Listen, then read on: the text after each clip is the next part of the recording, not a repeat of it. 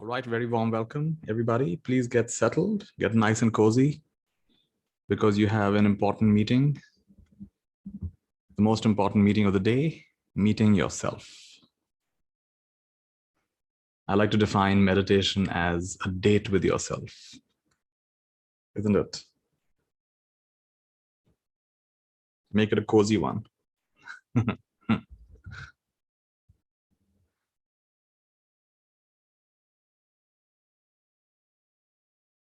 So the topic for today, which came just before we started, the topic for today is presence implies absence.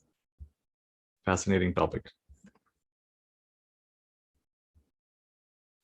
Presence implies absence.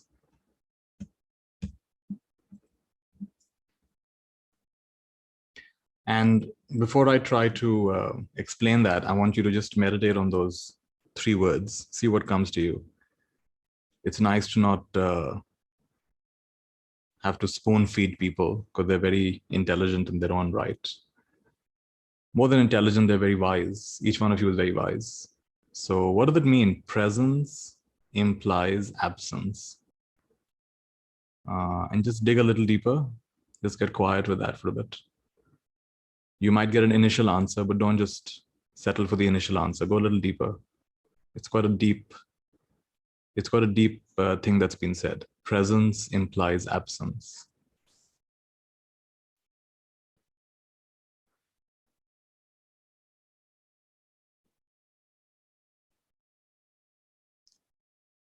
In order for me to be present, what needs to be absent?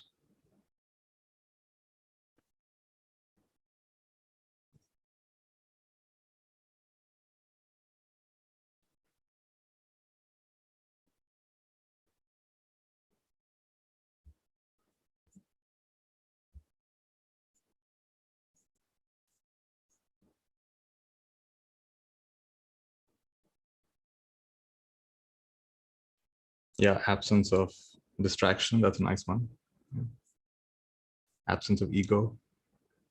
Judgment should be absent. Presence implies absence.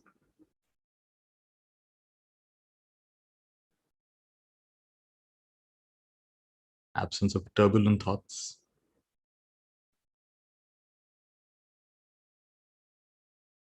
Absence of overthinking. Yeah.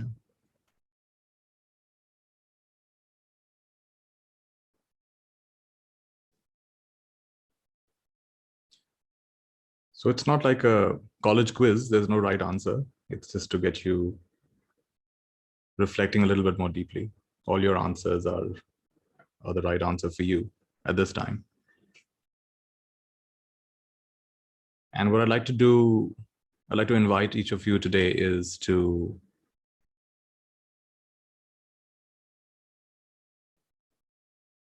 tune into the energy field. See, some of you have been attending these calls every night or the recording, and a certain energy field is getting created. I don't know if you've noticed that. Some of you might have just jumped on today, and that's fine as well. But there's a certain energy field that gets created, especially when you do things over and over again. It creates its own magnetism, it creates its own field. It has its own internally consistent structure to it, energetic structure to it. So this is actually a very powerful meta skill. Meta skills are skills which help you learn many other skills. The meta skill of tuning into not only people, but tuning into the field.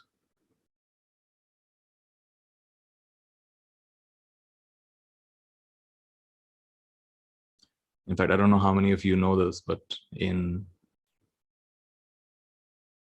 the field of immunology, the whole study of germs and our immunity, there's been a big debate, what is primary? Is the germ primary or is the ground primary?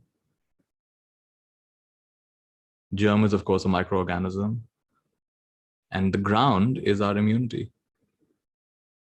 And there were actually two leading scientists. There was Louis Pascal and there was another one, I'm forgetting the name. And they had different takes on this. And of course, germ theory won, because we keep talking about germs. We don't talk about the ground. But apparently, from what I've read at least, Louis Pascal, toward the end, he agreed that actually it's not the germ, it's the ground. That's primary. The germ is not primary, the ground is primary. So coming back to what we are discussing, it's not just the people or the events of your life, it's the ground, it's the field. I don't know if you've noticed this, but when you come home, your behavior changes a bit. When you enter your room, the behavior changes a bit. When you're with certain friends, it changes. When you're in certain spaces like a coffee shop, it might change. And it's not just because of what socially acceptable behaviors are in these different places. It's the field. It's not just that Singapore has strong laws against littering. It's the field. People don't throw things on the streets. Yes, there are laws, and that's part of it, but it's the field.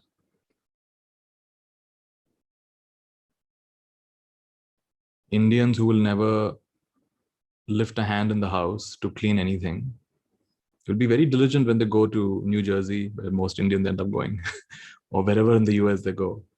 They're very diligent about doing all the household chores. These are people who back in India will not do anything. It's the field. Or you could say it's the environment. So I want to invite you to tune in, not only to yourself and not only to the people in your life, but to the field. And this is an important aspect of presence. Presence is becoming aware of what is normally taken for granted.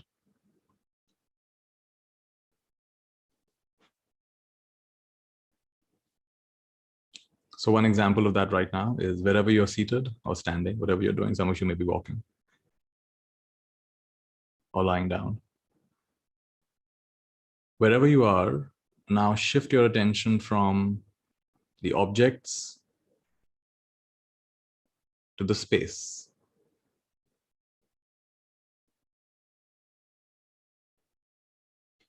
The space in the room, or if you're outside, the space outside. Shift your attention from objects to space. And that's a subtle thing that you might not have noticed before this moment.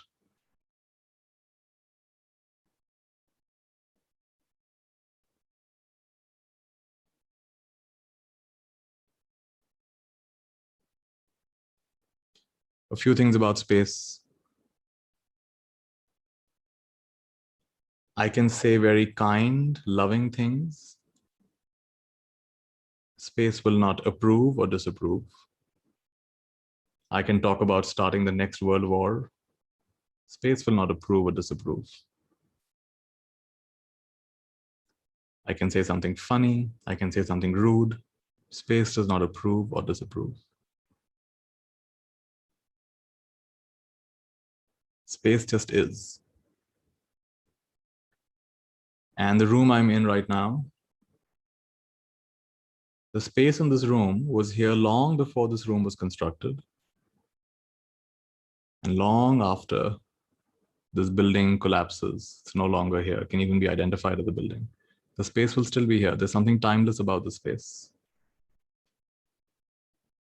And nothing sticks here. So right here, we've discovered something that's timeless, something that's ageless, something that does not have any fixed attributes. Nothing sticks.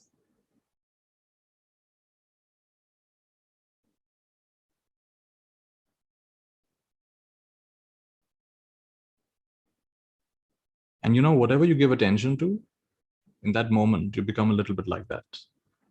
So in the moment of giving attention to space, every single one of us is becoming a little space-like. You could say we're becoming a little spaced out. And we are, it's true. In this moment, you're becoming a little more timeless. You're recognizing there's something ageless. And there's a quality of non-stickiness just by giving attention to space.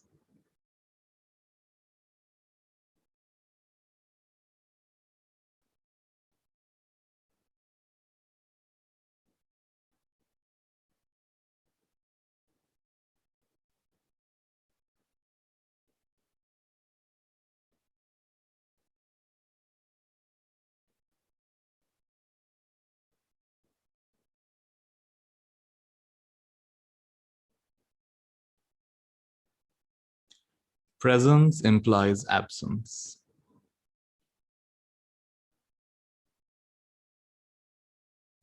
So what's it like for you to tune in, even though you may not know the people by name or face? Just tune in to the field, all the people who are attending this call right now, or who will attend this call. Just tune into that. Just see if you can, through your imaginative power, suddenly expand beyond yourself to all these people in different parts of India and the world.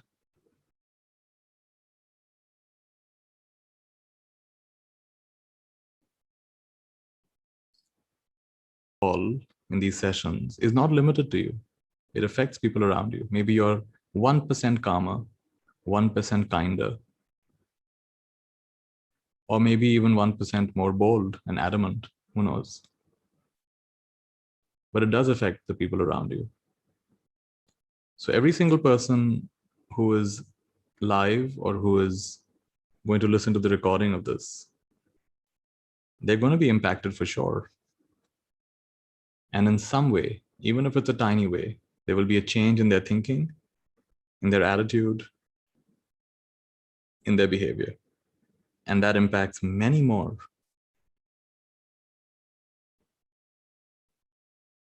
So in this moment, tune into those many more.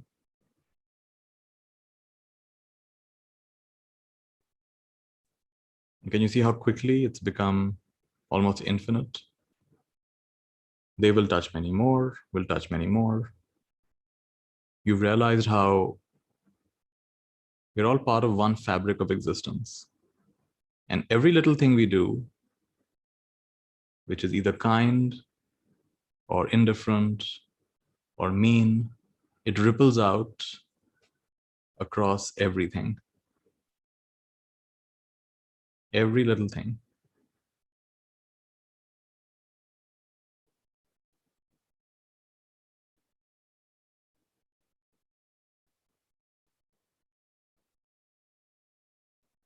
This kind of awareness is the foundation of, I would say, an intuitive morality, not the kind that is taught to you by this religion or that religion. They all have their own takes on what morality is, what is suitable, what is unsuitable. But it's through this sensing into the field, into your intuitive sense of oneness, this is where a natural sense of propriety, being appropriate in thoughts, words, and actions, that's where it comes from.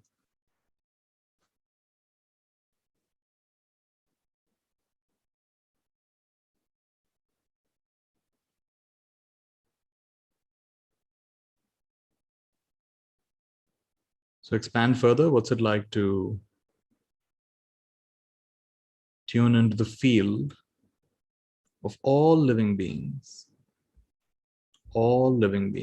everywhere, human, non-human, known and unknown, near and far, seen and unseen, large and small, visible or invisible,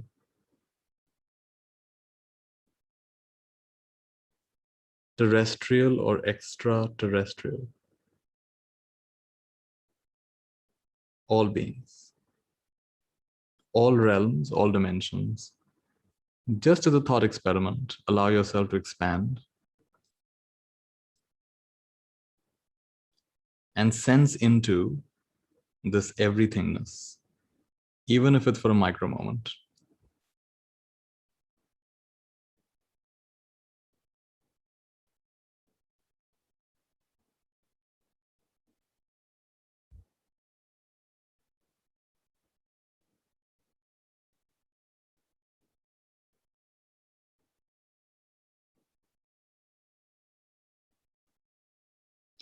You may or may not realize you're developing a very powerful meta skill. The skill of thinking and being holistically, interbeing. You see, whenever I come from my perspective, I'm bound to be distorted by my conditioning, by my gender, by my religion, by my socioeconomic level, by my culture. I can't, no matter how much I meditate, I'm bound to be distorted at some extent, to some level. So it's only by shifting to interbeing, Thich Nhat Hanh calls it interbeing, the sense of relatedness, connectedness. It's only by sensing into this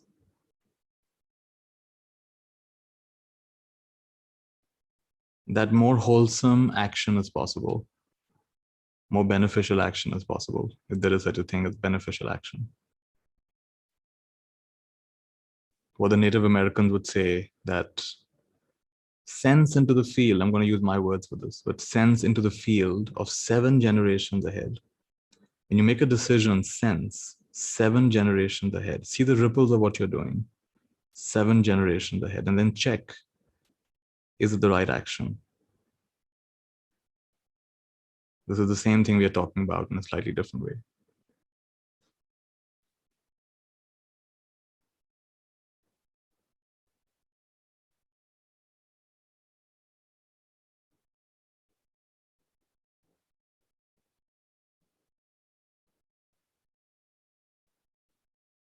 Presence implies absence.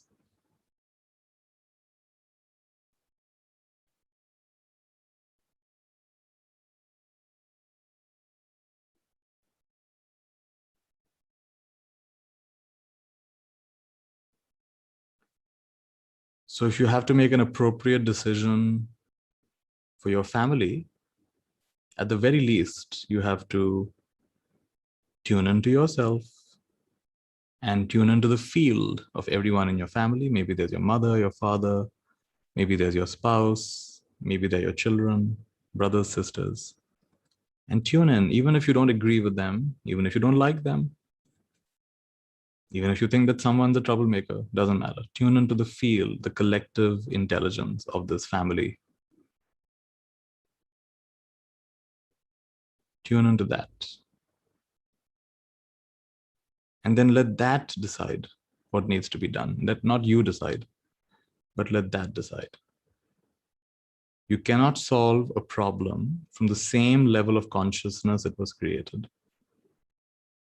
So this is the next level of consciousness. You've shifted from your individuated way of looking at it to seeing it from a broader perspective, isn't it?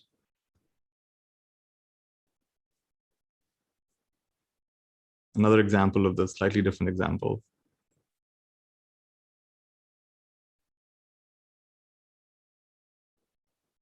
There's a beggar on the street who's collecting money, just enough money so he can go and have a vada pav, something to eat, something small to eat. He's hungry. The beggar on the street, just give me enough money so I can have my next meal. First example. A little down the same street, there's the boy who polishes shoes, shoe polish boy. And he's hoping I get just enough money so we have enough for the day.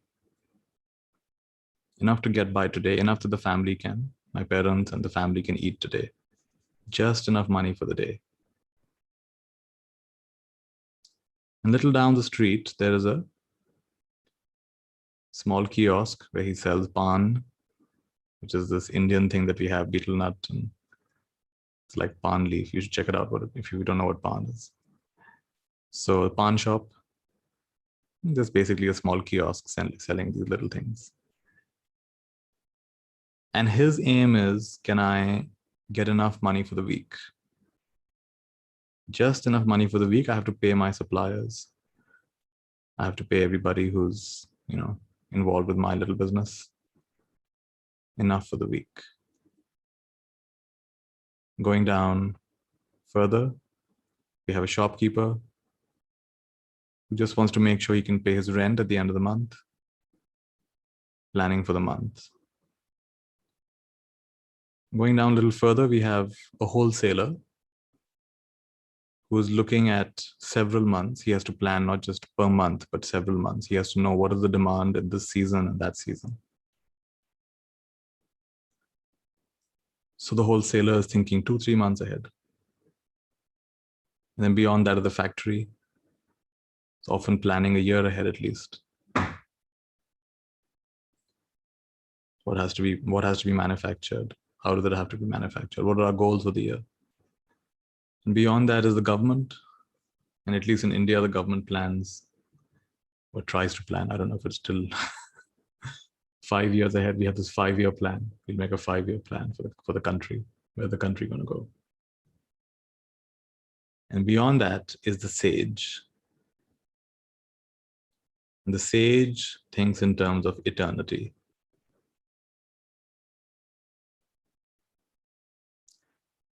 The beggar thinks in terms of the next meal.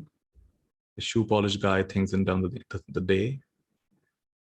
The panwala thinks in terms of the week. Shopkeeper for the month. Wholesaler for a few months. Industry for at least a year. Government for 5 or more years. And the sage thinks in terms of eternity.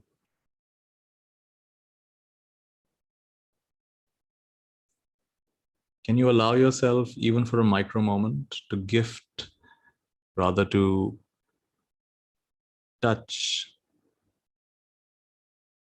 Gift is a nice word. To gift yourself a taste of the sage's mind. The sage is concerned with eternity. What is that like? What happens when you think in terms of eternity?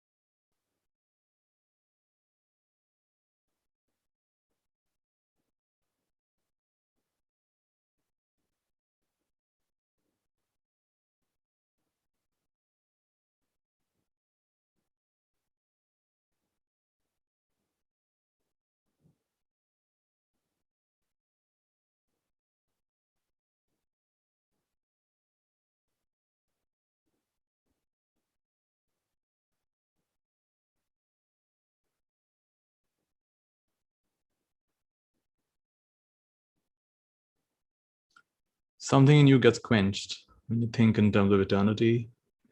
Something in you gets quenched when you think in terms of infinity, infinity of space, infinity of being,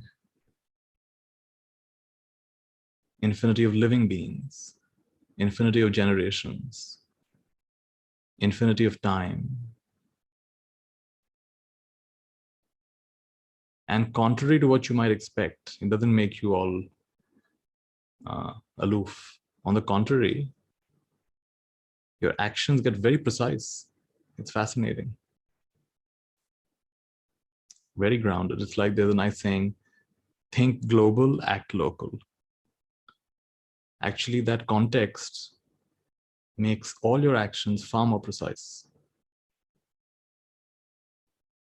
There's a sense of, it's like fascinating. There's a kind of urgency, there's an accuracy, and there's also a complete ease at the same time.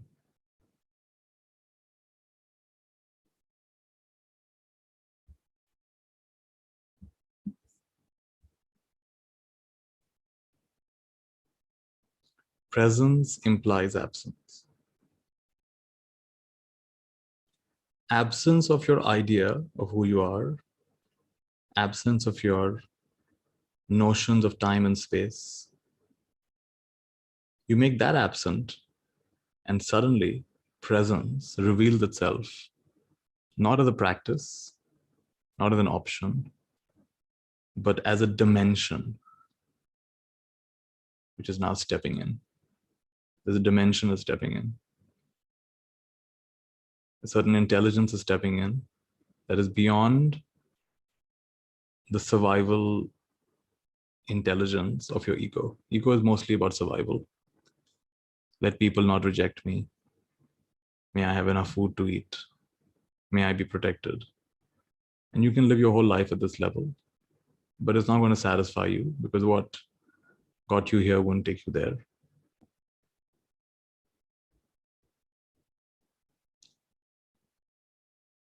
What was good for surviving is not good for thriving.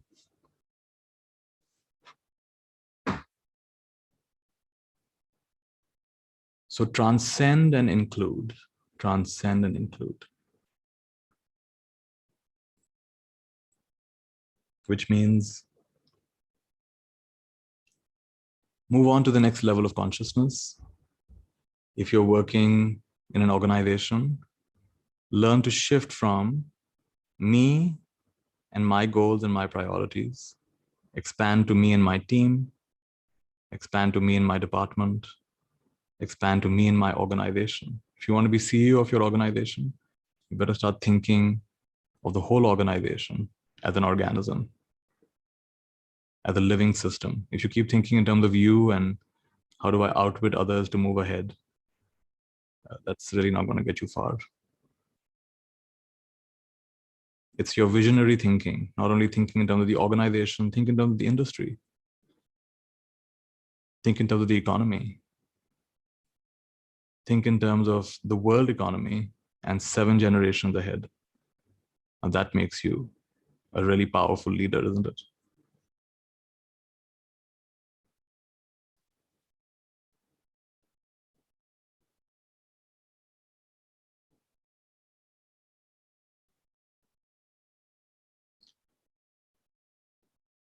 Presence implies absence.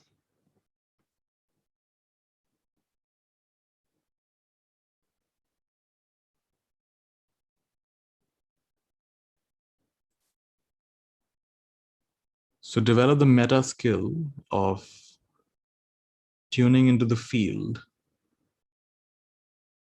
make the invisible visible.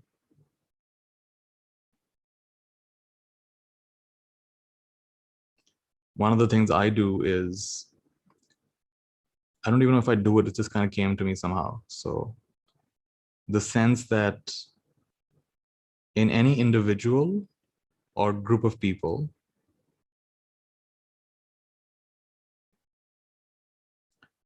there is an underlying divinity, there's an underlying beauty, there's an underlying wholeness, there's an underlying completeness, there's an underlying freedom, there's an underlying ecstasy, there's an underlying transparency, there's an underlying limitlessness, there's an underlying vitality.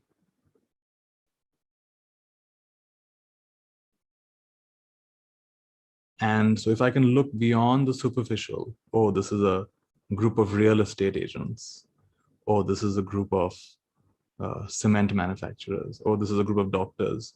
You look below that, and suddenly you're talking to that.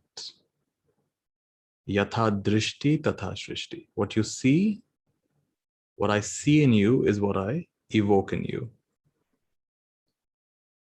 So if I can see that in the group, if I can look below the superficial, this group has no choice. If I'm seeing ecstasy, they have no choice but to be ecstatic. They have no choice because my clarity is greater than their doubt. And therefore, I'm the most influential person in that room.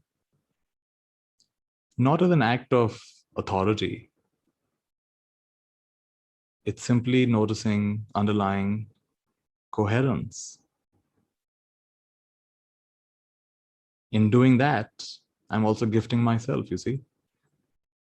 Because what I'm seeing is becoming available to me.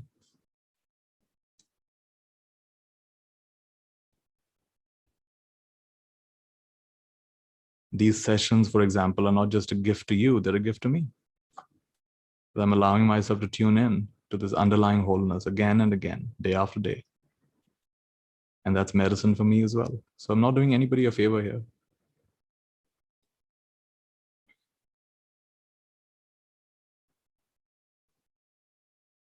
So if you want to bring out harmony in a family, It's not about who do I convince, who needs to be a better listener, who needs to attend Nitya session. None of that. You have to tune in to the underlying wholeness of this family, the underlying beauty of this family, the underlying strength of this family, the underlying wisdom of this family. What you focus on expands. What you think about and thank about, you bring about. You have this quality. You have this amazing ability.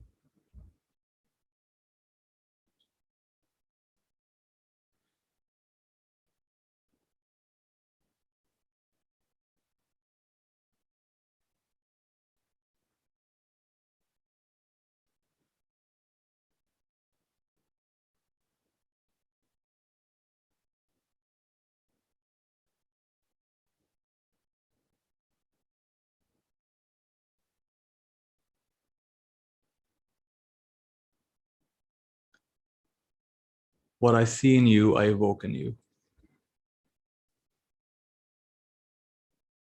I'm not seeing you the way you are. I'm seeing you the way I am. So which is why in the Indian tradition, a guru is such a remarkable being. The guru is seeing in you divinity, where everybody else is seeing in you whatever, a friend or a husband or a wife or a good employee or a good citizen. Guru is seeing in you divinity, infinity. And because he or she or it sees that, the guru is actually not a human, it's a principle. Because the guru principle recognizes itself in you. Guru means darkness to light. Gu means darkness, Ru means light. So from darkness to light, they recognize a light beneath your apparent darkness.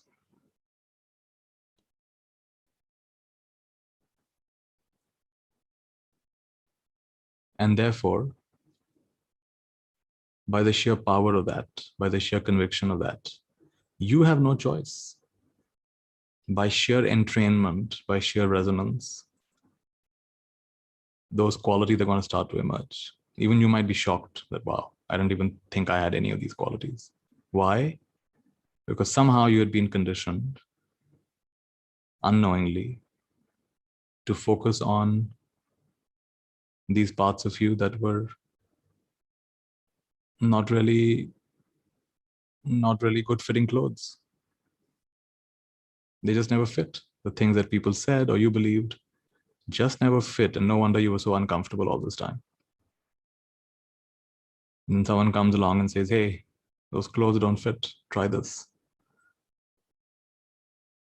It's so funny, the first time I wore the robes of a monk, I had this strange feeling. It's like, whoa, like I'm wearing proper clothes for the first time. Literally, I must have been about 22, 23 years old. Wearing proper clothes for the first time in my life. So a part of me recognized that and said, yeah, this is proper clothing. My whole being was thrilled. Something in me remembered. So in the same way, like physical clothes can have that effect sometimes, then the clothes you wear in terms of your thoughts and beliefs, are they really fitting? Presence implies absence.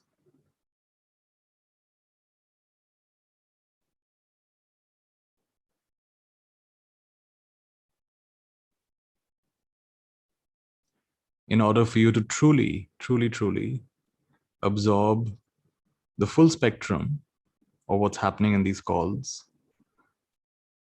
you're going to actually have to be absent. If you're present, then you're editing. You're like, I agree with that. Oh, that's perfect. I believe that. Oh, I don't agree with that. I'm not sure about that. And that's actually coming in the way, which is fine. But if you want to receive the full dose, because it's a lot more than what I'm saying, there are many layers to this, then it'll require an absence.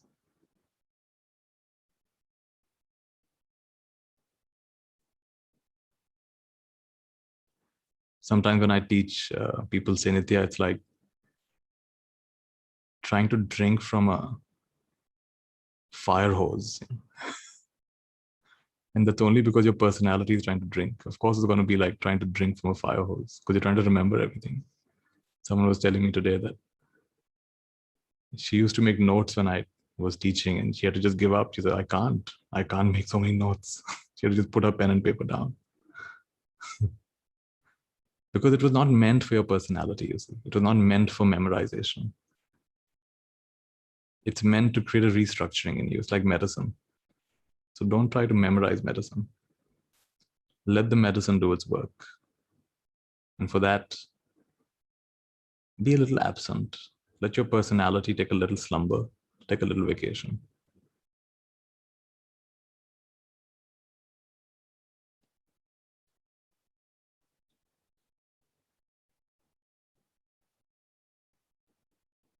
The purpose of thought is to recognize the limitation of thought.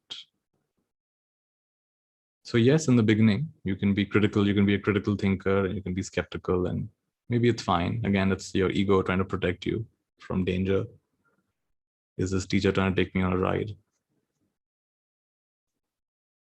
Your own mind has been taking you for a ride your whole life. So in the beginning, it's fine, but then you have to, at a certain point, you have to submit. And you have to put that thinking mind to the side with the recognition that there are dimensions which are beyond linear thought that can be accessed, for example, through the intuitive knowing of your heart, through the silence behind your heart.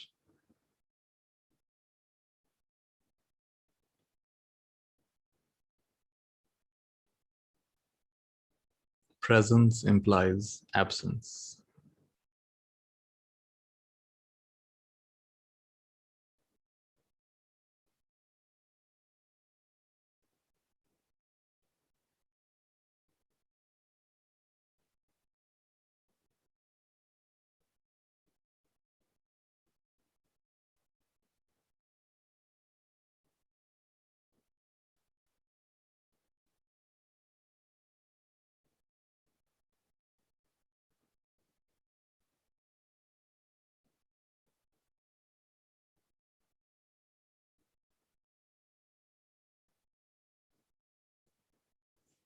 So once you get a hang of this, it can get really interesting. You can do fun things like tuning into the field of all the wisest beings who have ever existed, who now exist, and who will ever exist.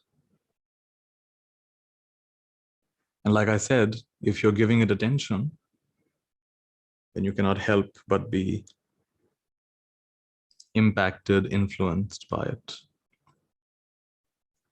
So if even for a micro moment, I tune into the so-called field, let's say there is such a field which connects the wisdom, the wisest beings who have ever been, human or non-human, big or small, living or non-living, visible or invisible, the wisest beings who've ever lived or who've ever been,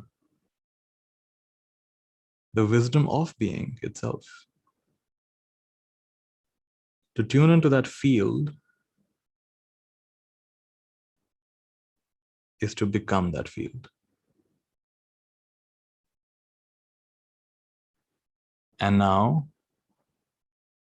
that field will act through you. That field will speak through you, think through you, behave through you.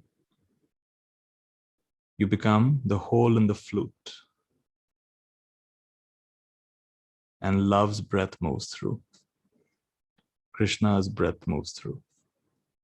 Listen to this music. It's a poem by Hafiz.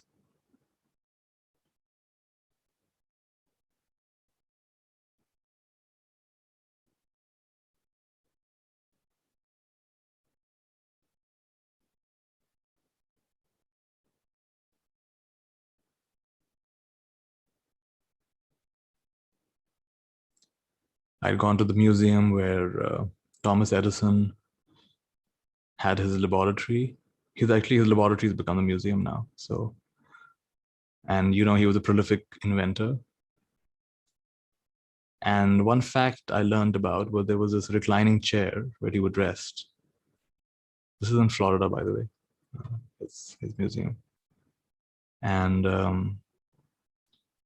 it is said that every afternoon he would recline here. And some people thought he was taking a nap, but actually he wasn't taking a nap. He was tuning into the field of the brightest, most inventive minds in history. He'd be mentally talking with Socrates, Aristotle, Archimedes, be mentally talking with Leonardo da Vinci. He'd be tuning into the field. And of course, if every afternoon you tune into the field of the most inventive, intelligent, creative people who've ever been, you're going to become one of them. There's no choice. That's how it works. What field are you tuning into?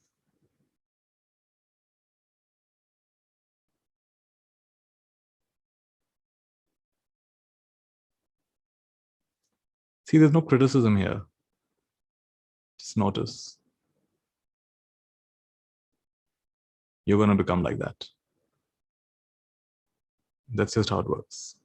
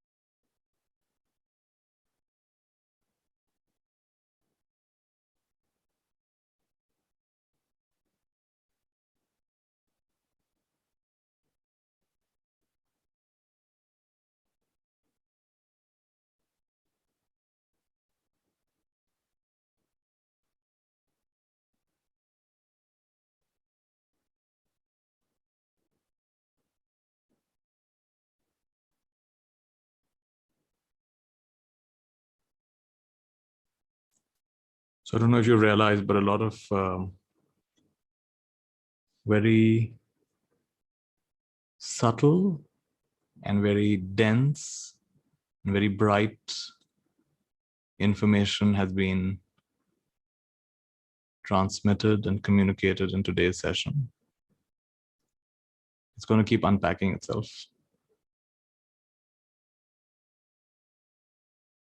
It's quite subtle, and yet it's very relevant. It's relevant to every aspect of your life.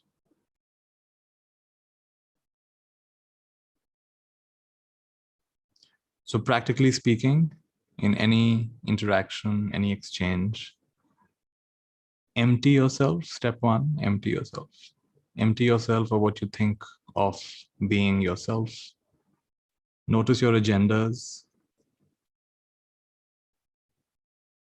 At the very least, accept your agendas. And if you can, empty yourself of your agendas. That's even better.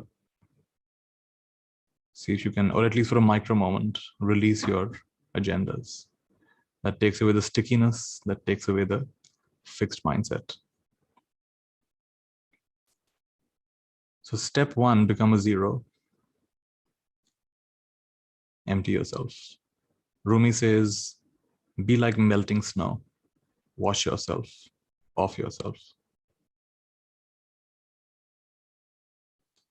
And the second one is to tune into the field of your family, the field of your organization, the field of your customers, the field of your teachers, the field of your ancestors, the field of the most energetic,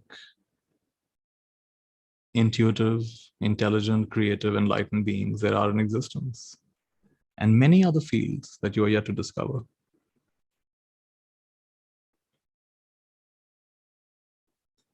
I had a funny experience once when I was on a bus with some friends. And I decided to tune into the field of Urdu poetry. I don't even know Urdu. And for the next half an hour, I was coming up with all kinds of shero shairi. It's so funny. It was becoming like Ghalib. I'm sure it was pretty horrific, but it was happening. It was amazing. And that showed me how one can actually tune into just about any field. My own teacher, one of my teachers, Ajahn Brahmavamsa, he was interviewed by a shipping magazine of all things. He's a Buddhist monk. And there's a shipping magazine that interviewed him. He must have done this. He must have tuned into the field of shippies, whatever they're called, shippers, shippies. Because the interview he gave struck such a deep chord, it was republished in countless shipping journals all over the world. You see, how can a Buddhist monk say something that could possibly make any sense to shippies, people who live and work on ships? He doesn't have that background. But he tuned into the field. That's what he did. I don't know if he thought of it consciously or not, but that's what he did. And it was relevant and it touched the hearts of these people in this industry. So it was republished across many, many journals. Fascinating, fascinating. So empty yourself of yourself, be transparent, and then show up, tune into the field. Tune into the deepest underlying beauty, coherence. See the underlying potential. Don't just look at the surface. Look at the depth. The Buddha saw in Angulimala a serial killer, a saint. And sure enough, he became a saint. Not that when he became a saint, suddenly everyone forgave him. He became a monk. When he'd go to get food, he'd come back bloody because people would throw stones at him. They couldn't kill him anymore because he was now a monk. But nevertheless, they would throw stones at him, sticks at him. He'd come back bleeding every day. And the Buddha would just say, very simply, he would say, bear it, monk, bear it. Bear it, monk. And he would bear it, he would not complain. But one day he came crying. He came back crying. Angulimala came back crying from alms round. Alms round is when we go to get our food in the morning. Every day he'd been silently bearing all this beating and all these stones and all these sticks because he knew that he had earned it. He had killed so many people. So, but one day he comes back crying, goes straight to the Buddha and says, Lord, something unbearable is happening. So what happened?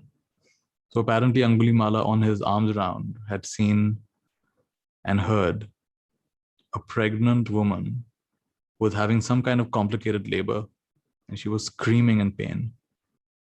He couldn't bear it. His heart melted. He came running back to the Buddha and said, please, what can be done? This woman is in agony. Now here's a person who's killed so many people. But his own heart has now become so soft and tender, he can't even bear to hear the screams of a pregnant woman. So the Buddha says, go there and say 3 times, ever since I have born, sister, since the day I was born, if it is true, I have not killed a single living being, then by the power of that truth, may you have a smooth pregnancy. May you deliver this child with no troubles. And Angulimala says, what are you talking about, Lord? You know my story. I have killed 999 human beings. How can I say that? That's not true. The Buddha smiled and said, ever since you have been born in the holy life, brahmacharya. So he had become a monk a few weeks back. Ever since you have been born in the holy life, have you killed any living being? And Angulimala said, I have not even killed an ant. So Buddha said, yes, so go and say it. Now I feel like finding that Pali. Give me a second, I'm going to find this now. What is the Pali words for what Angulimala said? Angulimala Gatha.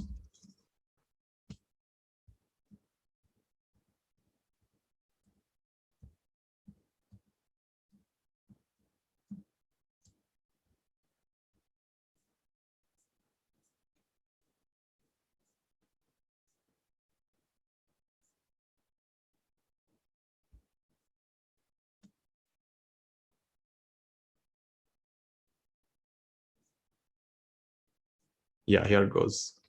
So I'll first say it in English, and then I'll say it in Pali. So Angulimala goes back to the place where this lady is in agony.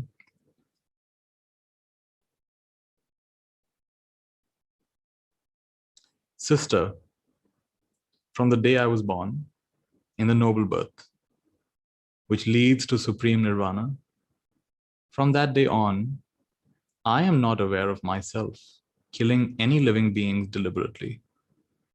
By this truth, may you be well. May the delivery of your child be peaceful. Sister, from the day I was born in the noble birth, which leads to supreme nirvana, which Pali language is in nibbana, from that day on, I am not aware of myself killing any living beings deliberately. By this truth, may you be well. May the delivery of your child be peaceful. Sister, from the day I was born in the noble birth, which leads to supreme nibbana, from that day on, I am not aware of myself killing any living beings deliberately. By this truth,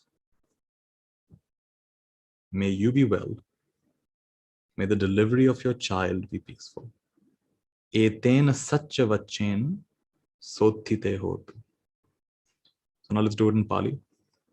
Yathohang bhagini ariyaya jatiya jato na bhijanami samchicha panang jivita voropeta tena satchena sothite hotu sothi ghabbasati. Yatohang bhagani ariyaya jatiya jato na bhijanami samicha panang jivita voropeta tena satchena sothite hotu sothi ghabbasati. Yathohang bhagani ariyaya jatiya jato na bhijanami samchicha panang jivita voropeta tena satchena sothite hotu sothi ghabbasati. Etena satchena suvatti hotu. Etena satchena suvatti hotu. May this truth bring well-being. Now, this is the paritta that is chanted in all Buddhist countries whenever a woman is pregnant. Now, can you believe it? We have a person who is a serial killer, and the Buddha sees in this person a saint. And in seeing the saint in him, he starts becoming saintly. He becomes a saint to the point where he can bear his own torment. He cannot bear the torment of another. And this is called Satyakriya. Satyakriya, that he goes and he makes a statement of truth. By the power of this truth, may so and so happen. And sure enough, she delivers peacefully. Right away, she delivers. And till this day, this paritta, it's called Angulimala Paritta. It is recited in Buddhist countries for the easy delivery of a newborn.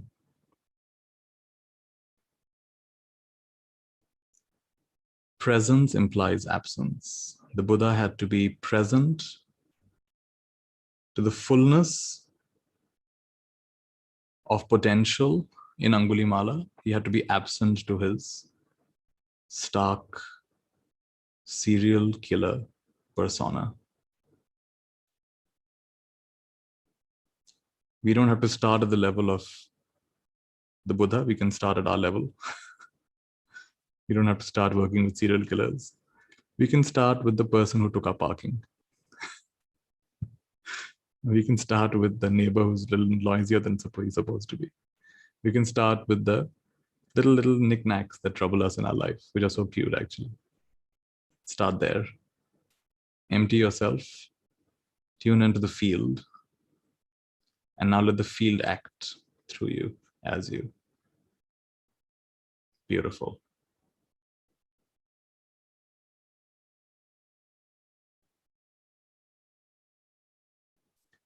Take a minute of silence.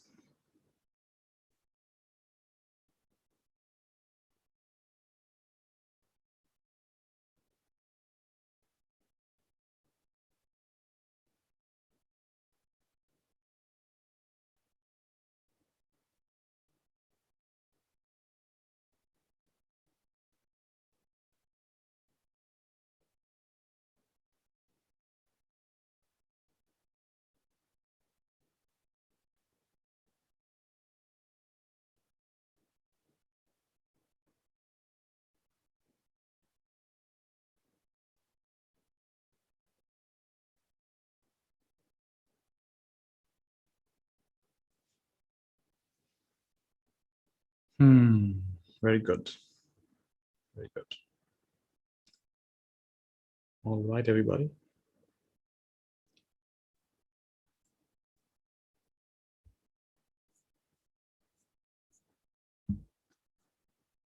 I'm feeling some of you might want to revisit the recording of this because I'm feeling there are many layers to today's practice. So see if you want to revisit it. It'll keep unpacking itself. Even if you don't, it'll still unpack. But if you feel like revisiting it, you can. There was a lot of stuff, very dense information was packed into today's session.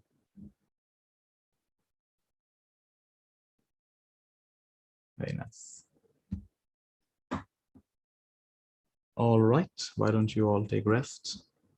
Be well.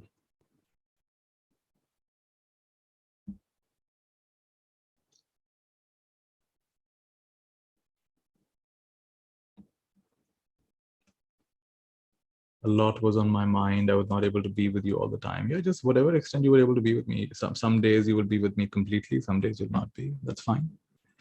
You were with yourself today. That's all right. But nothing else has to happen. Just do your best. Do your best, leave the rest. Don't compare yourself to yesterday. You are the way you are today. And that's right for you today. We normally say, do your best and leave the rest. But I have a slightly different version. I say, do your best and take a rest. Because I believe in taking naps. Do your best and then take a rest. So please go and take a rest now. You've done your best. Do your best in dharma. Leave the rest to karma. All right, ending this.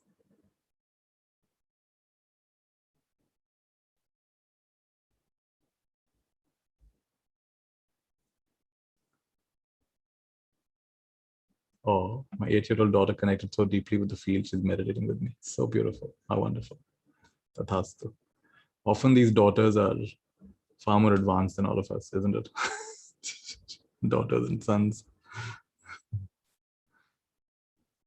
Chaliye, goodbye.